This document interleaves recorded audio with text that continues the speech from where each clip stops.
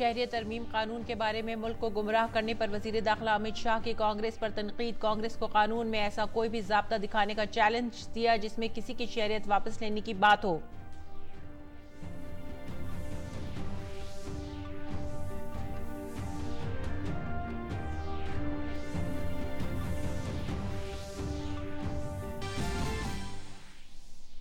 कौमी आबादी रजिस्टर मामले पर बीजेपी लीडर प्रकाश जावड़ेकर ने कांग्रेस को घेरा। मुल्क को गैर मुस्तहकम करने की कोशिश का लगाया इल्जाम। कहा, गरीबों के फायदे में है एनपीआर।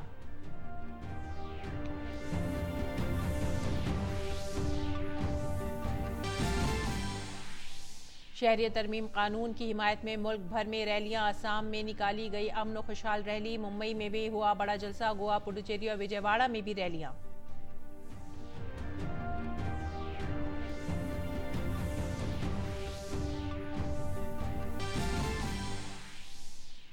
नायब सदर जमहूरिया का रायपुर में भारतीय इक़्तिसादी तंजीम के 110वें इजलास से खिताब। कहा, माशी तरक्की के लिए काम कर रही है हुकूमत। खुसूसी शुमारे का किया इजरा।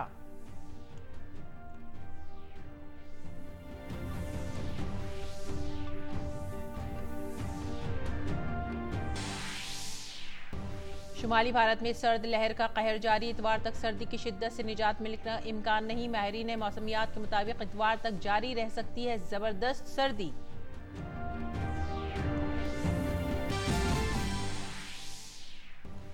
इंडियन एयरफोर्स के जंगी मिग 27 तैयारी की भारतीय फिजाइया से विदाई। करगिल जंग में दुश्मनों के ठिकानों पर किए थे मौसर हमले। अंजाम दिए शानदार फिजाई हमले।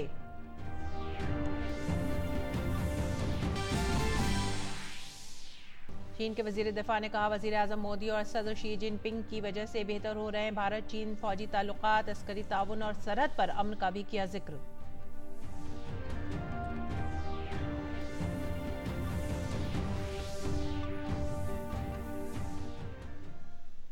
आदाब नाज़रीन, इमरोज़ में आप सभी का खैर मकदम है। नजर डालते इस वक्त की खास खबरों पर।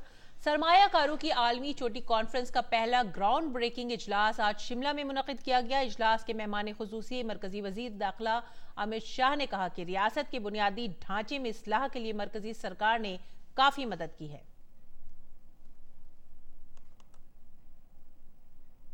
इंडस्ट्रियल इन्वेस्टमेंट तभी आ सकता है जब इंफ्रास्ट्रक्चर को आगे बढ़ाए। मुझे आपको बताते हुए खुशी हो रही है कि लगभग 69 रोड्स, इतने से छोटे से राज्य के अंदर इसकी जिम्मेदारी राज्य सरकार की जगह केंद्र सरकार ने लेकर उसको नेशनल हाईवे में तब्दील करने का काम किया। इतने छोटे से राज्य के अंदर 15,000 करोड़ से ज्यादा लागत के रेलवे प्रोजेक्ट्स लगाए। इतने से छोटे से राज्य के अंदर हम इंटरनेशनल एयरपोर्ट की भी कल्पना कर रहे हैं, उड़ान को भी सफलतापूर्वक लागू किया है। पूरे हिमाचल का इंफ्रास्ट्रक्चर मजबूत करने की जो भारत सरकार की पहल है वो इसलिए है कि यहां के युवा को नीचे न जाना पड़े। हिमाचल की जयराम हुकूमत के 2 साल मुकम्मल होने पर शिमला के तारीखी राज मैदान में एक बड़ी रैली हुई जिसमें बीजेपी सदर वजीर दाखिला अमित शाह, बीजेपी के कारगुजार सदर जेपी नड्डा और सीएम जयराम ठाकुर समेत बड़े लीडरों ने शिरकत की। पेश है ये रिपोर्ट। हिमाचल की जयराम सरकार के 2 साल मुकम्मल होने पर शिमला के तारीखी रिज मैदान में हुई बड़ी रैली जिसमें वजीर दाखिला अमित शाह, बीजेपी के कारगुजार सदर जेपी नड्डा और सीएम जयराम ठाकुर समेत बड़े लीडरों ने हिस्सा लिया। अमित शाह ने कहा कि दहशतगर्दी हो या नक्सलिज्म, रियासत के बहादुरों ने मुल्क की हिफाजत के लिए कुर्बानी दी है। अमित शाह ने मरकज की नरेंद्र मोदी सरकार की हुसूलियाबियां शुमार कराते हुए मुल्क को आगे ले जाने के उनके कामों का जिक्र किया तो साथ ही जयराम ठाकुर की हुसूलियाबियां शुमार कराते हुए कहा कि हिमाचल में एक भी घर अब बगैर गैस चूल्हे का नहीं है। ढेर सारे नए कानून, नए निर्णय करके देश को विकास के रास्ते पर आगे ले जाने का काम किया और हम आने वाले दिनों में $5 ट्रिलियन की इकोनॉमी बने, इसका रास्ता नरेंद्र मोदी जी ने प्रशस्त किया। बहुत सालों से $2 ट्रिलियन की इकोनॉमी पर हम स्थगित थे, एक ही 5 साल के अंदर $1 ट्रिलियन को बढ़ाने का काम किया और मुझे पूरा भरोसा है कि अगली बार जब हम जनता का आशीर्वाद लेने मोदी जी के नेतृत्व में आएंगे, $5 ट्रिलियन की इकोनॉमी बनाकर आएंगे। आज हिमाचल के अंदर अभी 3 बहनों को, माताओं को यहां से गैस वितरण किया गया, गैस की किट दी गई। उसके बाद हिमाचल में एक भी घर ऐसा नहीं है जहां लकड़ियां, कंडे और जलाकर, टहनियां जलाकर खाना बनाना पड़ेगा। बीजेपी के कारगुजार सदर जेपी नड्डा ने इस मौके पर कहा कि नरेंद्र मोदी की सरकार ने हिमाचल की तरक्की के लिए काफी मदद दी है और रियासत को खुसूसी पैकेज भी दिया है। हम गौरव के साथ बोल सकते हैं कि जब आपने दिल्ली में मोदी जी की सरकार बैठाई तो आपके बिना मांगे 2014 में उन्होंने हिमाचल को फिर से special category state, hilly state दे दिया। यह हमको ध्यान में रखना चाहिए। वज़ीर आला जयराम ठाकुर ने सरकार की 2 साल की हुसूलियाबियां गिनाई और बताया कि कैसे सरकार लोगों के मसाइल को दूर करने की कोशिश कर रही है। मुझे इस बात की प्रसन्नता है कि जो छोटे छोटे इनिशिएटिव लिए, नई योजनाएं कि हमने हिमाचल प्रदेश में शुरू की, प्रदेश की जनता ने उनको स्वीकारा और स्वीकार करने के साथ साथ में उनको सहयोग दिया, आत्मसात किया। और आज मुझे इस बात की प्रसन्नता है कि हिमाचल प्रदेश में जो योजनाएं हमने जनहित में शुरू की थी, उन योजनाओं को अपना समर्थन और सहयोग दे करके हिमाचल प्रदेश में जब परीक्षा के इस दौर में से हम गुजरे, चाहे वो लोकसभा का चुनाव था, चाहे वो विधानसभा का उपचुनाव थे, हम दोनों जगह जो है सफलतापूर्वक जो है अपनी मंजिल तक पहुंचे। प्रोग्राम में अमित शाह ने सरकार की हुसूलियाबियों पर लिखी गई किताब सेवा और स्वावलंबन का इजरा किया। बाद में अमित शाह ने ग्लोबल इन्वेस्टर्स मीट 2019 की ग्राउंड ब्रेकिंग तकरीब में हिस्सा लिया, जिसमें 200 से ज्यादा सरमायाकार हिस्सा ले रहे हैं। ब्यूरो इनपुट के साथ विक्रमजीत सिंह की रिपोर्ट, डीडी न्यूज उर्दू खबरें। हिमाचल प्रदेश के वजीर आला जयराम ठाकुर ने अपने खिताब में शहरी तरमीमी बिल पर कहा कि ये पनाह गुज़ीनों को शहरियत देने से मुताल्लिक़ बिल है। किसी की सिटीजनशिप छीनी गई क्या? नहीं छीनी गई। सिटीजनशिप किसी को दी गई जो पात्र थे, जो भारत से बाहर रह करके भारत के साथ अपना नाता जोड़े, भारत माता की जय करने का उनका मन करता था, प्रताड़ित हुए, भारत आए, वहां से निकाले गए और भारत में शरणार्थी के रूप में जीवन बसर कर रहे थे। अगर ऐसे लोगों को भारत की नागरिकता हासिल हुई तो मैं समझता हूं कि बहुत पुण्य का कार्य हुआ है। हम इस निर्णय का अभिनंदन करते हैं, स्वागत करते हैं और मैं आदरणीय अमित शाह जी को बहुत बहुत बधाई देता हूं। आगे बढ़ते हैं अगली खबर की तरफ। बीजेपी ने कांग्रेस के साबिक सदर राहुल गांधी पर लगातार झूठ बोलने का इल्जाम आयद किया है। बीजेपी लीडर और मरकजी वजीर प्रकाश जावड़ेकर ने कहा कि राहुल गांधी 2019 के झूठ ऑफ द ईयर के लिए हकदार हैं। उन्होंने कहा कि सरकारी स्कीमों से फायदा उठाने वालों की पहचान में एनपीआर का बहुत बड़ा किरदार होता है और एनपीआर के साथ ही आधार दोनों इसकी अहम कड़ी हैं। राहुल गांधी कांग्रेस के अध्यक्ष थे तब भी और अब नहीं है तब भी कुछ भी बोलते हैं और लगातार झूठ बोलते हैं।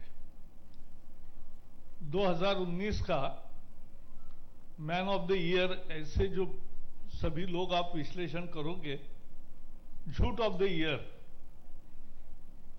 ये पुरस्कार के लिए वो पात्र है। पहले उनके बयानों से परिवार परेशान था, अब पूरी कांग्रेस और जनता परेशान है। रुख करते यूपी का शहरी तरमीम कानून के खिलाफ भड़के तशद्दुद के बाद उत्तर प्रदेश इंतजामिया पूरी तरह से चौकस है। आज जुमे की नमाज के पेश नज़र इंतजामिया ने कई जिलों में एहतियातन कदम उठाए। लखनऊ, गाजियाबाद, मेरठ, कानपुर और अलीगढ़ समेत कई अजला में इंटरनेट खिदमात बंद कर दी गई। यूपी के पुलिस सरबराह ओपी सिंह ने बताया कि अमन कानून की सूरत हाल काबू में है। तशद्दुद की जांच के लिए खुसूसी टीम बनाई गई है। सोशल मीडिया पर भी नजर रखी जा रही है और 21 जिलों में बंद की गई इंटरनेट खिदमात को जरूरत के हिसाब से बहाल किया जाएगा। पूरे प्रदेश में पिछले 4 दिनों से पूरी शांति है और लॉ एंड ऑर्डर काफ़ी मेंटेन्ड है, लेकिन फिर भी हमने स्ट्रैटेजिक डिप्लॉयमेंट अपनी फोर्स का कर रखा है उन सभी संवेदनशील स्थानों में जहां पिछले शुक्रवार को कुछ हिंसात्मक कार्रवाइयां हुई थी। उन सबों पर हमारी नज़र है, उन सबों पर हम इंटेंसिव पेट्रोलिंग कर रहे हैं, हम स्ट्रॉन्ग मॉनिटरिंग कर रहे हैं लोगों की एक्टिविटीज़ को। सोशल मीडिया पे हमारी नज़र है। कम्युनिटीज़ के लोगों को इस बात के लिए बताया जाए कि अगर हिंसात्मक कार्रवाई करते हैं तो उससे किसी का नहीं बल्कि समाज का हित होगा। और लोगों ने इस बात की प्रशंसा की कि जो पहल पुलिस प्रशासन ने हर एक जनपद में लिया है उसे लोगों ने सराहा है। शहरी तरमीम कानून की हिमायत में आज मुल्क भर के कई इलाकों में रैलियां निकाली गई। बीजेपी ने मुंबई में आज एक बड़ी रैली की। आसाम की राजधानी गुवाहाटी में भी बीजेपी ने रैली निकाली। पुडुचेरी में भी बीजेपी CAA के हक में एक जुलूस निकाला गया। विजयवाड़ा में कानून के तई आवाम में बेदारी फैलाने के लिए एक प्रोग्राम मुनक्किद किया गया।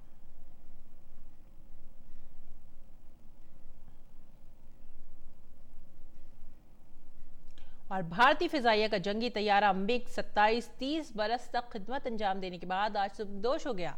करगिल जंग में इसने एक अहम किरदार अदा किया था। मिग 27 ने जोधपुर में एयरबेस पर आखिरी उड़ान भरी। पेश है इसकी फिजाइया खिदमात और शानदार कारकर्दगी पर ये रिपोर्ट।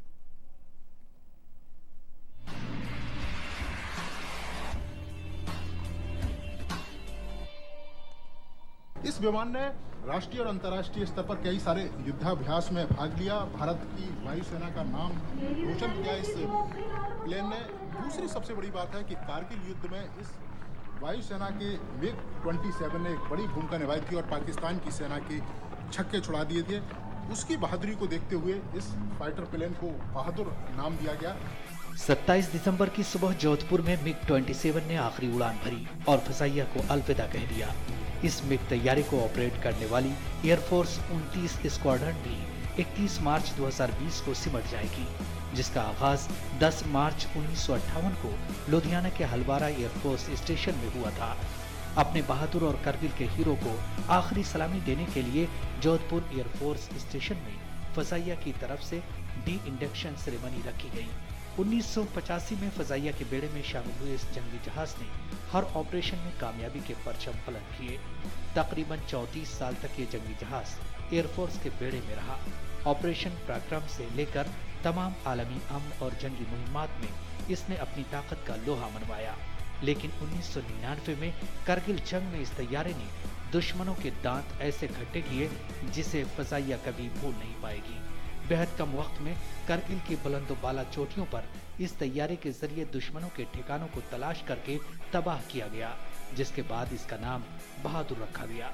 उस दौर में कम ऊंचाई पर तेज रफ्तार से वार, हवा से जमीन पर बाहदफ मार और 1700 किलोमीटर फी घंटे की रफ्तार से उड़ान भरने में अहल ये तैयारा हर कसौटी पर खरा उतरा। स्पेशली जो कारगिल ऑपरेशन था उसमें इंडक्ट होने के बाद उसमें ये जहाज बहुत अहम तरीके से पार्टिसिपेट किया और जब भी इस जहाज को किसी भी काम के लिए बुलाया गया it is perform to spec. दहाइयों तक फजाइया के लिए मिग हवाई हमलों की रीढ़ बनकर रहा। करगिल जंग के बाद 2006 में इस जंगी जहाज की फ्लीट को अपग्रेड किया गया, जबकि इससे पहले मिग 23BN, मिग 23MF और मिग 27 का पुराना एडिशन फजाइया के बेड़े से बाहर हो चुका था। जोधपुर से नीरज सिंह के साथ bureau report DD news Urdu खबरें। अगली खबर, नायब सदर जमहूरिया वेंकैया नायडू ने छत्तीसगढ़ के रायपुर में भारतीय इक़्तिसादी फेडरेशन के 110वें सालाना इजलास से खिताब किया। इस दौरान नायब सदर जमहूरिया ने सियासी जमातों के लीडरों से लोगों को खुद कफील बनाने की सिफारिश की। Economic orientation policy should be how to make people to stand on their own in long term. Not today. I'm not saying today this state, that state, and this government and all. I am saying about the entire policy approach, political orientation of the political system of the country, irrespective of parties, should be focused on this, making the people self-sufficient, empowering the woman by self-help groups or by promoting small-scale and medium-scale industries and bringing the banks to the doorsteps of the women. Mudra Yojana is one indication, one in such a direction, empowering the people who are helpless by giving support और आइए अब बात करते हैं सेहत से मुतालिक। मरकजी वजीर सेहत डॉक्टर हर्षवर्धन ने कहा है कि फिट इंडिया मुहिम और सेहत के तय बेदारी को अवामी इनकलाब बनाया जाएगा। डीडी न्यूज़ से खुसूसी गुफ्तगू के दौरान उन्होंने मुख्तलिफ बीमारियों से पाक रहने के लिए लोगों को ज़्यादा से ज़्यादा जिस्मानी नक्लो हरकत करने पर जोर दिया। उन्होंने लोगों से फी रोज़ 1 घंटा अपनी सेहत पर तवज्जो देने की अपील की। मैं सारे देश के सभी संस्थानों से, सभी NGOs से, सभी जितने भी जागरूक नागरिक हैं उनसे, और विशेषकर जो युवा हैं, स्कूल और कॉलेज में पढ़ने वाले बच्चे, उनसे मैं ज़रूर ये कहना चाहता हूँ कि आप कम से कम 24 घंटे में 1 घंटा नहीं तो 45 मिनट तो कम से कम अपने शरीर के स्वास्थ्य पर ध्यान दें। उसके लिए फ़िज़िकल एक्टिविटी करें। उसके लिए चाहे आप दौड़ें, चाहे आप जॉगिंग करें, चाहे आप साइकिलिंग करें, चाहे आप जो है जिम की एक्टिविटी करें, चाहे आप योग करें, एक्सरसाइज करें, और भी आजकल बहुत मॉडर्न तरीके फिज़िकल एक्टिविटी के आ गए हैं। वो कुछ भी करिए, लेकिन पौना घंटा 1 घंटा आपके जीवन में हर रोज़ भागना दौड़ना ये सब होना चाहिए। ये अगर आपने किया तो आने वाले सालों के अंदर आपको बड़ी बड़ी बीमारियां नहीं होंगी, कॉर्नरी आर्टरी डिजीज़ नहीं होगी, जब बड़ी उम्र में भी जाके पूरी तरह से स्वस्थ रहेंगे, फिट रहेंगे, और शायद आपके जेब का जो पैसा खर्च होता है बीमारी के इलाज पर, डॉक्टर के पास बार बार जाना पड़ता है, उससे भी आप बच पाएंगे। और आइए अब देखते हैं कि ठंड का क्या हाल है। शुमाली भारत में सर्द लहर का कहर जारी है और फिलहाल राहत की कोई उम्मीद नहीं है। महकमा मौसमियात के मुताबिक आने वाले दिनों में सर्द लहर में शदीद इजाफा भी हो सकता है। महकमा मौसमियात में 31 दिसंबर को दिल्ली में बारिश होने का इम्कान भी जाहिर किया है, जिसके बाद ठंड में इजाफा हो सकता है। दिल्ली में महकमा मौसमियात के साइंसदान डॉक्टर राजेंद्र जैनमानी से बात की हमारे नुमाइंदे ने। अब क्या फोरकास्ट है for the next few days और अभी परिस्थिति कैसी है? नहीं, ऐसे है कि 30 तारीख ऑनवर्ड तो जा रहा है कोल्ड का, जो क्योंकि एक वेस्टर्न डिस्टर्बेंस आ रहा है, जिसकी वजह से कोल्ड स्पेल जाएगा। पर्टिकुलरली दिन का जो तापमान है, जो सूरज नहीं दिखाई देता है, थोड़ा थोड़ा खुलना शुरू हो गया, तो 30 तारीख को दिन का तापमात्रा मिलेगा 19-20। रात का तापमात्रा में ये 31 या 1 को राइज होगा। तो अभी temperature 30 onward will be normal.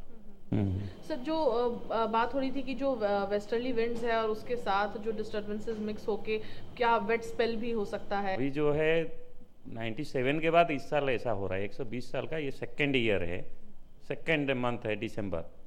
मतलब हम लोग यही बोलेंगे कि सेकेंड कोल्डेस्ट दिसंबर आफ्टर दिसंबर 97। 120 साल का ये, मतलब इतना ठंड जो दिन में जो लगातार जो टेम्परेचर 15, 10, 12 रहना, और दिल्ली में नहीं, सारा उत्तर भारत, पंजाब, नॉर्थ राजस्थान, पूरा बिहार तक, इवन आज उड़ीसा और बंगाल में भी होने वाला है कल परसों 2 दिन। बट अभी कम हो जाएगा, 30 ऑनवर्ड कम हो जाएगा। सर, कौन सा अलर्ट कोई जारी किया है या कोई वार्निंग जारी की है? अभी हम लोग जारी कर रहे हैं, उसको अपग्रेड कर रहे हैं, रेड भी कर रहे हैं। नॉर्थ राजस्थान, किन जगहों पे सर रेड किया जाएगा? नॉर्थ राजस्थान और साउथ पंजाब, साउथ हरियाणा, ये सारा जगह में। इवन मध्य प्रदेश में भी काफ़ी स्टेशन रिपोर्ट किया कोल्ड वेव। तो सर, कैसा माना जाए कि 30 तारीख के बाद धीरे धीरे लोगों को राहत मिलती? 30 तारीख की जो है हमारा एक वेस्टर्न डिस्टर्बेंस, जैसे आपको 11 से 13 तारीख हुआ था, बहुत जोर से बर्फबारी जम्मू कश्मीर, हिमाचल और उत्तराखंड और प्लेन्स में भी बारिश हुआ था, वैसे एक डिस्टर्बेंस आ रहा है। तो वो सारा इसको ये करेगा, मतलब राइज कराएगा टेम्परेचर डे का, नाइट का। तो दिल्ली में जो बारिश है 1 को या 31 नाइट को शुरू होगा, और 2, 1, 2, 3 थोड़ा क्लाउडी रहेगा। 120 साल का रिकॉर्ड तोड़ा है ठंड ने, और इन दिनों कश्मीर और लद्दाख में भी भारी बर्फबारी की वजह से रात का दर्जा हरारत गिरने का सिलसिला जारी है। मुसलसल हो रही बर्फबारी में लोगों के लिए कुछ मसाइल तो ज़रूर पैदा हो गए हैं, ताहम सयाह बर्फबारी और जम्मू कश्मीर की खूबसूरती का लुत्फ उठाने के लिए वादी का रुख कर रहे हैं। मकामी लोगों के साथ साथ सयाह भी जम्मू कश्मीर के सरमाई खेल आइस स्केटिंग का जमकर लुत्फ उठा रहे हैं।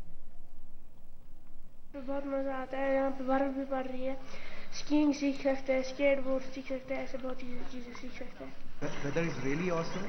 I think people should come here. They should see the beauty of Kashmir, Gulmarg, and they should adventure the sport, what is happening here. And I really encourage whatever is happening here. The people are very awesome. Weather के हिसाब से अभी -14 शायद temperature जाता है, लेकिन अभी ये वो प्रॉपर टेम्परेचर नहीं है जिसकी वजह से बर्फ हार्ड हो। पूरी दुनिया से आते हैं टूरिस्ट स्कीइंग करने, सीखने भी बहुत जगहों से आते हैं, all over India I can say. This year we could have chosen to go to Switzerland, and why go to Switzerland when we have Gulmarg? So we had snow yesterday, we had snow a couple of days back, and the snow is very good quality. So we're skiing down here. The powder snow is excellent. There's no need for me. I mean, I'm enjoying myself here. और लद्दाख में इन दिनों चहल पहल है, रौनक है, क्योंकि लद्दाख में लोसार यानी नया साल मनाया जा रहा है। हिमालय के इलाके का लोसार एक अहम त्यौहार है। मरकज़ के ज़ेर इंतज़ाम इलाका बनने के बाद पहली बार लेफ्टिनेंट गवर्नर ने रिवायती झंडे को लहराकर लद्दाख के नए साल का आगाज़ किया।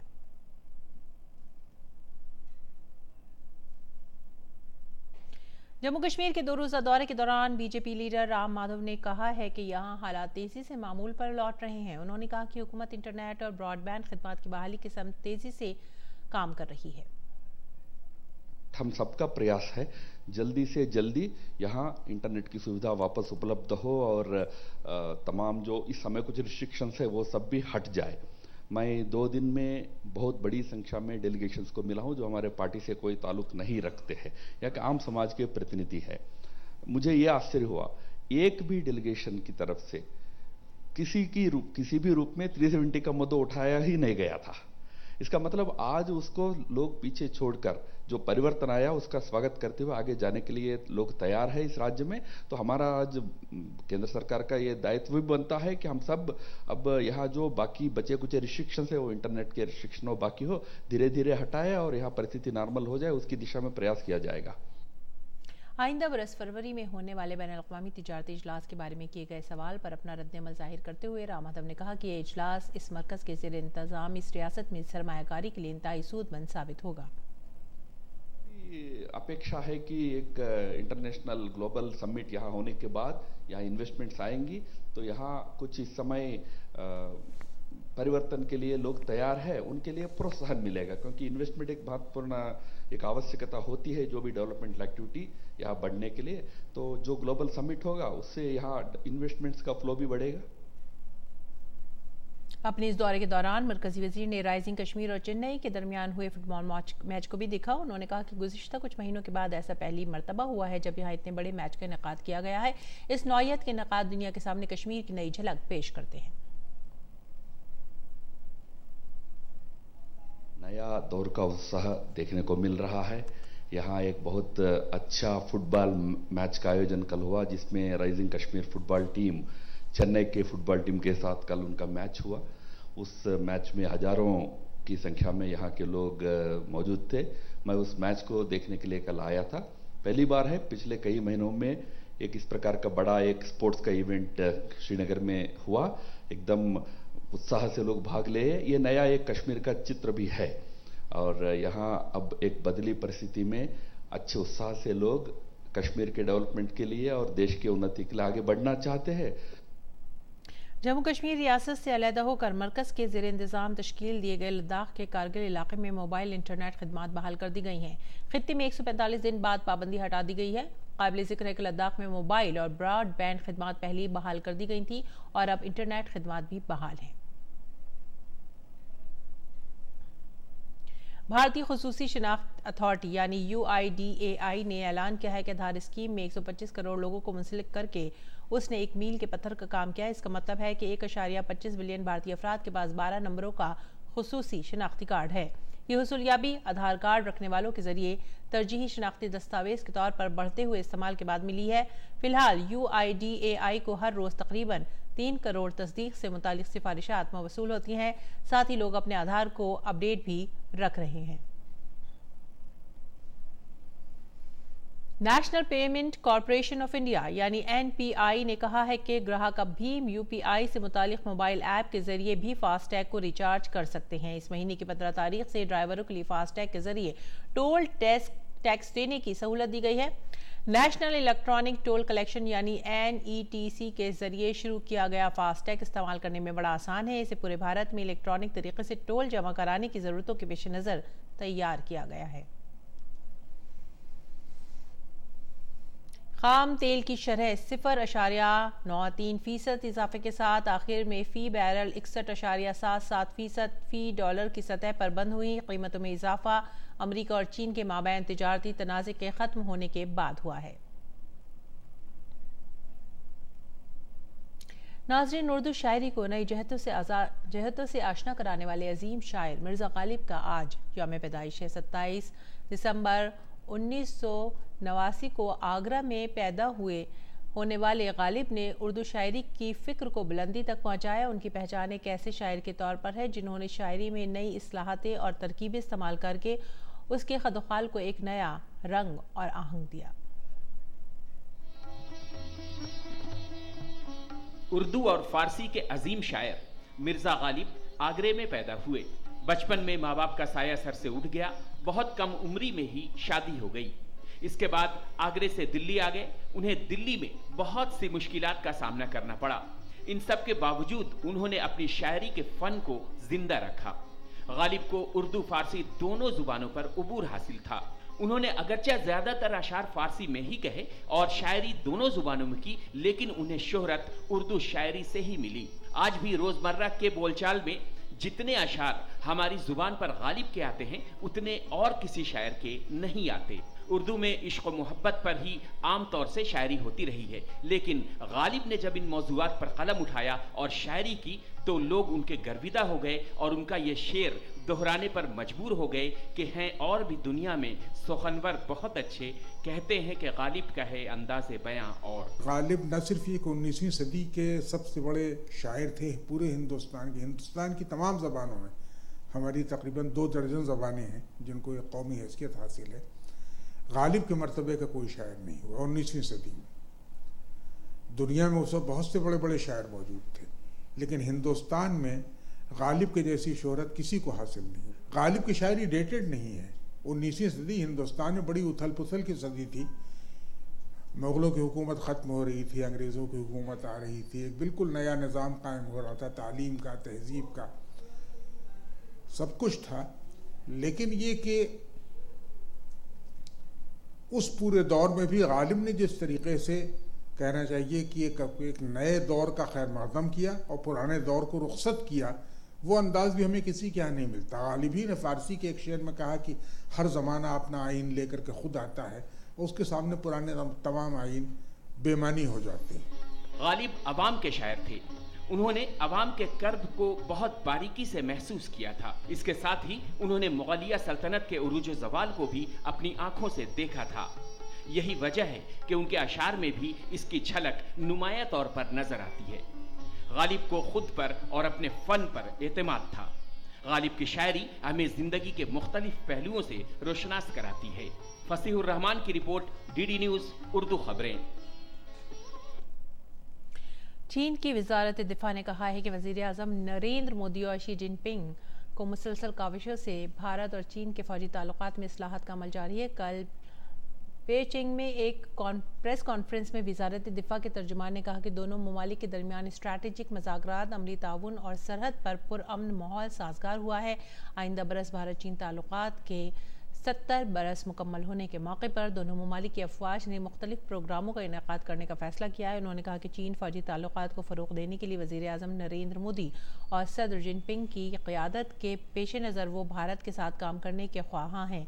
उन्होंने हाल ही में शिलांग में मुश्तरका फ़ौजी मश्क में दहशतगर्दी से निपटने, कुदरती आफ़ात और इंसानी ताउन पर मस्बत सलाह व मशवरे की वजाहत की है।